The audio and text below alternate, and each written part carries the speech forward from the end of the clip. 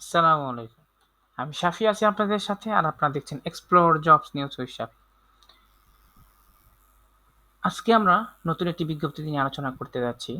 আলোচনা করার পূর্বে আপনাদের কাছে অনুরোধ থাকবে যারা আমার চ্যানেলটিতে সাবস্ক্রাইব করেন নাই এবং অথবা নতুন তারা আমার চ্যানেলটি সাবস্ক্রাইব করে দিবেন এবং পাশে থাকা বেল আইকনটি প্রেস করে দিবেন যাতে করে সকল ধরনের আপডেট আপনাদের কাছে পৌঁছে যায় অতি শীঘ্র।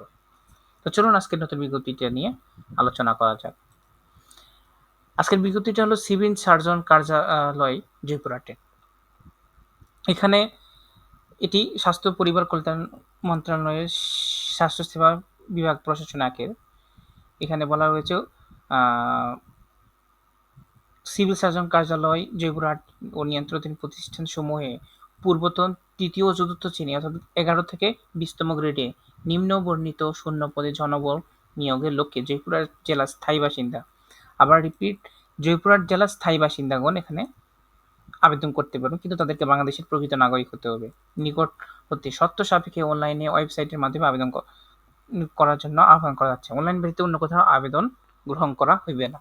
এখানে টোটাল ৮টা ক্যাটাগরিতে নিয়োগ দেওয়া হবে ৭৫ জনকে। ৮টা ক্যাটাগরিতে ৭৫ জন নিয়োগ দেবে, অর্থাৎ ৭০ প্লাস নিয়োগ হবে। তো এখানে আমরা নিচ থেকে যাই। ১৯তম গ্রেড ল্যাব অ্যাটেন্ডেন্ট, ১৯তম গ্রেড, বেতন স্কেল হচ্ছে ৮,৫০০ থেকে ২০,৫৭০ নির্ধারণ করা হয়েছে। পদ সংখ্যা ২টি। এটার জন্য আপনাকে যে কোনো স্বীকৃত বোর্ড হতে মাধ্যমিক স্কুল সার্টিফিকেট অর্থাৎ এসএসসি পাস হতে হবে। তারপরে ৭ নাম্বার পদটা হলো ড্রাইভারের, এটা গ্রেড ১৬, বেতন স্কেল ৯,৩০০ থেকে ২২,৪৯০।